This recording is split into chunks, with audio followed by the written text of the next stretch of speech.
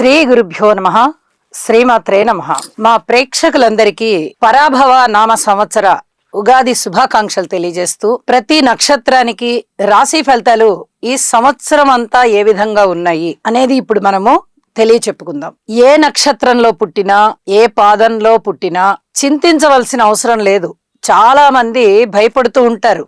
మూలా నక్షత్రం అండి, లేదా ఆశ్లేష నక్షత్రం అండి, భయం కదండి, అనురాధ నక్షత్రం అండి, ఇలాగా ఏదో ఒక నక్షత్రాలకి కొన్ని ఒక బండ గుర్తులాగా పెట్టేసుకున్నారు. ఈ నక్షత్రం బాగుండదు, ఈ నక్షత్రానికి చాకరీ ఎక్కువ, ఈ నక్షత్రానికి డబ్బు ఖర్చు ఎక్కువ, ఈ నక్షత్రానికి భరణి, పుబ్బ, పూర్వాషాఢ ఇలాంటి శుక్ర నక్షత్రాలకి లగ్జరీ లైఫ్ ఎక్కువ.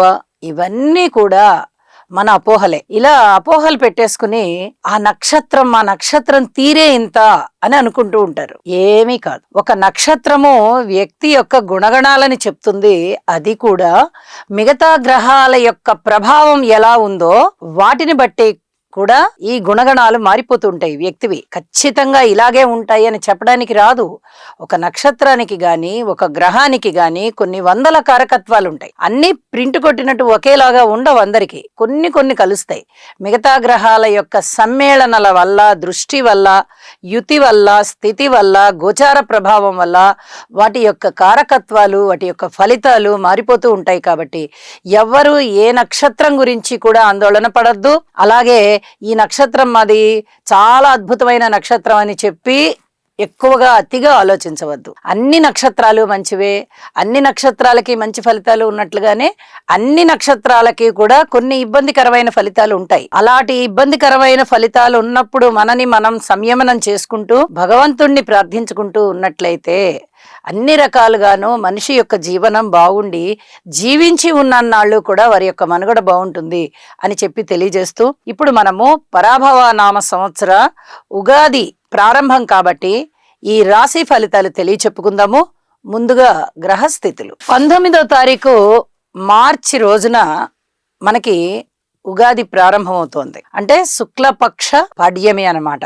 ఆ రోజు నుంచి మళ్ళీ తిరిగి సంవత్సరం అయ్యే వరకు, అంటే ఫాల్గుణ బహుళ అమావాస్య రోజు వరకు కూడా సంవత్సర కాలంగా మనము ట్రీట్ చేస్తూ ఉంటాం. కాబట్టి ఈ సంవత్సర కాలానికి సంబంధించి గురువుగారు ఎలా ఉన్నారు, శనిగారు ఎలా ఉన్నారు, రాహుకేతువులు ఎలా ఉన్నారు అనేది చాలా ప్రధానంగా మనము పరిగణనలోనికి తీసుకుంటాం. అంటే మిగతా గ్రహాలను కూడా పరిగణనలోనికి తీసుకుంటాము. కానీ సంవత్సర ఫలితాలు చెప్పేటప్పుడు దీర్ఘకాల సంచార గ్రహాలని ఎక్కువగా పరిగణనలోనికి తీసుకోవడం జరుగుతుందన్నమాట. కాబట్టి ముందర ఈ గ్రహస్థితులు ఎలా ఉన్నాయి అనేది తెలియచెప్పుకుందాం. గురువు గారి యొక్క స్థితి మిథున రాశిలో సంచారం 19 మార్చి 2026 నుంచి మనము గ్రహస్థితులు తెలియజెప్పుకుంటున్నాం. అలాగే శని గారి యొక్క స్థితి మీనరాశిలో ఉంది, రాహు గారి యొక్క స్థితి కుంభరాశిలో ఉంది. సమసప్తకాలలో ఉంటారు కాబట్టి వీళ్ళిద్దరూ కూడా కేతువు గారి యొక్క స్థితి సంచారము సింహరాశిలో ఉంది. ఇక మే 20 అంటే సుమారు నెలలు తీసుకున్నాం మనము. మే 20 అంటే మే నెలలో కూడా గురువు గారి యొక్క సంచారము కానీ, శని గారి సంచారము కానీ, రాహుకేతువుల సంచారము కానీ ఎక్కడ వారి యొక్క రాశులు మారలేదు. స్థితులు ఇంకా అదే రాశిలో సంచారంలో ఉన్నాయి. ఇక జూన్ 2వ తేదీ వచ్చేటప్పటికి గురువు గారి యొక్క సంచారము తన యొక్క ఉచ్చ రాశి అయినటువంటి కర్కాటక రాశిలోకి వచ్చిన్నది. శనిగారు కానీ, రాహు కానీ, కేతువు కానీ వారి సంచార రాశులలోనే ఉన్నారు. ఇక చూడండి, ఆగస్టు 2 నుంచి శనిగారి వక్రం ప్రారంభం అయ్యింది. ఎప్పటి వరకు? డిసెంబర్ 2వ తేదీ వరకు. అలాగే నవంబర్ 1వ తేదీన గురువు గారి యొక్క స్థితి సంచారము కర్కాటక రాశి నుంచి మళ్ళీ సింహరాశిలోకి వచ్చి ఉన్నది. ఇక రాహుకేతువుల స్థితులు ఇంకా మారలేదు. శనిగారి యొక్క వక్రము జరుగుతూ ఉంది. ఆగస్టు 2 నుంచే శనిగారి యొక్క వక్రం ఉంది కాబట్టి ఈ నవంబర్ 1వ తేదీన కూడా శనిగారి వక్రం జరుగుతుంది. ఇక డిసెంబర్ 8వ తేదీన రాహు కేతువులు ఇద్దరు మారారు. శనిగారి వక్రం నడుస్తూ ఉంది.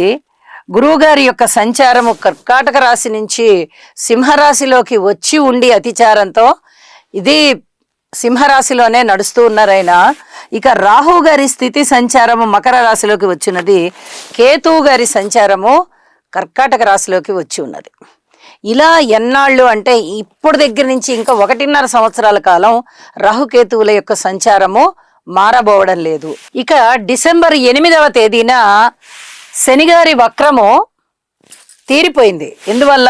డిసెంబర్ 2 వరకే కాబట్టి శనిగారి వక్రము. శనిగారు మళ్ళీ రుజు మార్గంలోకి వచ్చేసి ఉన్నారు. గురువు గారి యొక్క స్థితి సంచారము కర్కాటక రాశి నుంచి వచ్చి ఉన్న సింహరాశిలోకి అదే సంచారం జరుగుతుంది. రాహు మకర రాశిలోకి వచ్చి ఉన్నారు. కేతువు కర్కాటక రాశిలోకి వచ్చి ఉన్నారు. ఇక ఈ సంచార కాలాలు రాహుకేతువులవి 1.5 సంవత్సరాల కాలం ఉంటాయి. కాబట్టి ఇక వీరి గురించి మనము ఎక్కువ ఆలోచించనవసరం లేదు. గురువు గారు మళ్ళీ తిరిగి వక్రిస్తున్నారు.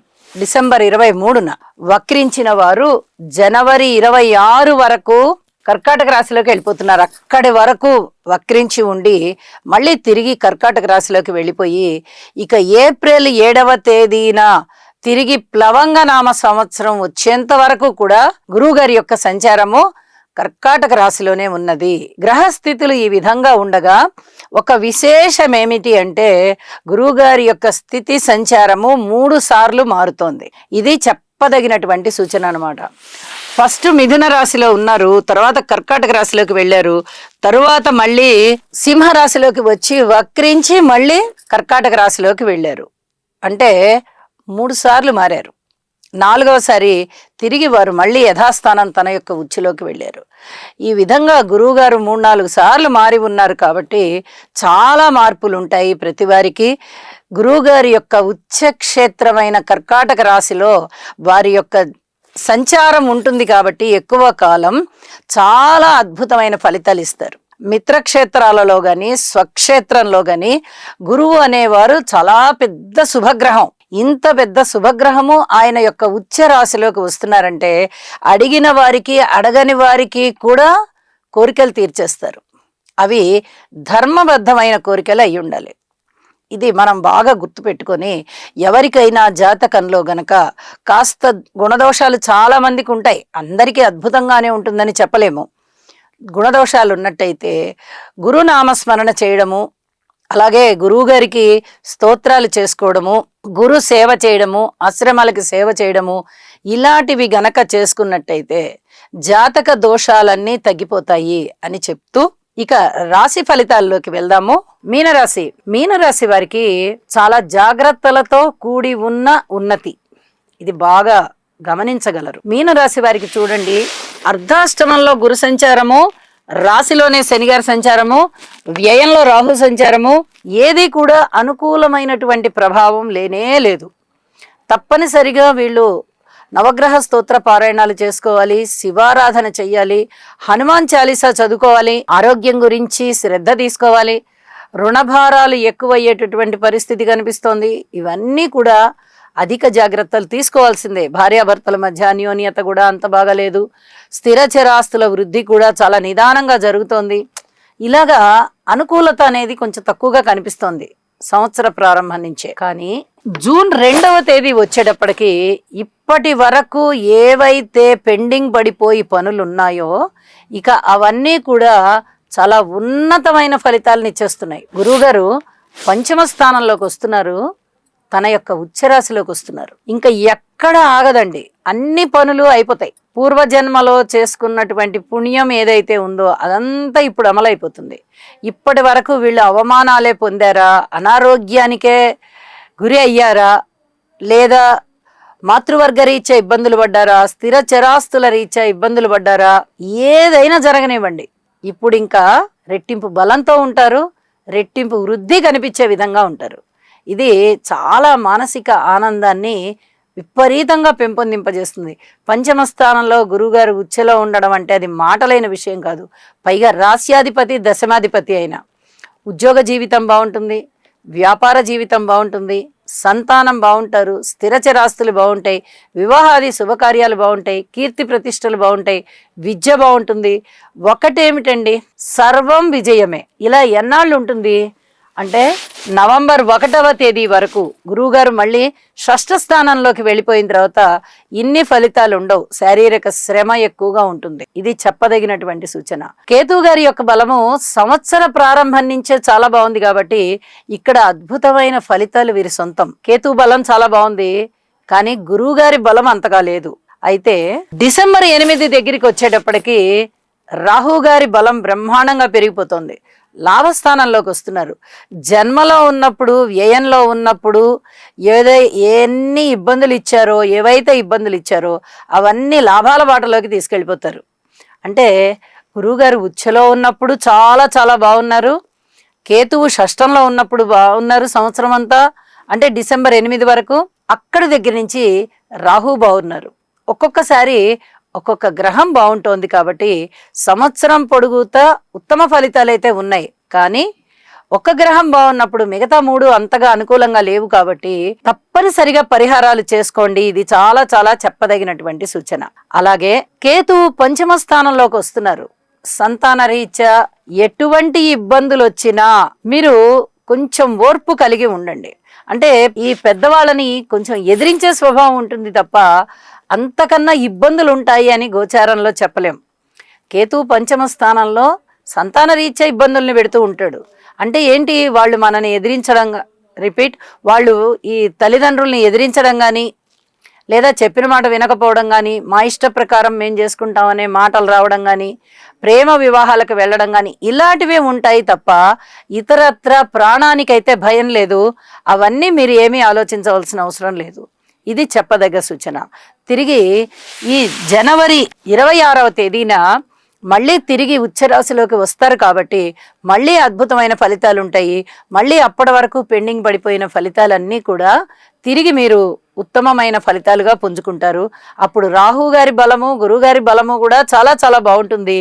ఇది చాలా చెప్పదగినటువంటి సూచనగా తెలియజేస్తున్నాను. ఆరోగ్య విషయంలో జాగ్రత్తగా ఉండండి. పిల్లలని క్రమశిక్షణ పెట్టడంలో జాగ్రత్తగా ఉండండి. స్థిర చరాస్తుల వృద్ధి విషయంలో జాగ్రత్తగా ఉండండి. మిగతా అన్ని విషయాలు బాగానే ఉంటాయి. శనిగారికి మటుకు తప్పనిసరిగా స్తోత్ర పారాయణలు, పరిహారాలు చేసుకోండి. ఇవి చెప్పదగినటువంటి సూచనలుగా తెలియజేస్తున్నాను. ఆదాయం అయితే మటుకు చక్కగా పెరిగి ఉన్నది. పెరిగిన ఆదాయాన్ని జాగ్రత్త చేసుకోండి అని మరీ తెలియజేస్తూ ఉన్నాను. శుభం. సర్వే జనా సుఖినో భవంతు.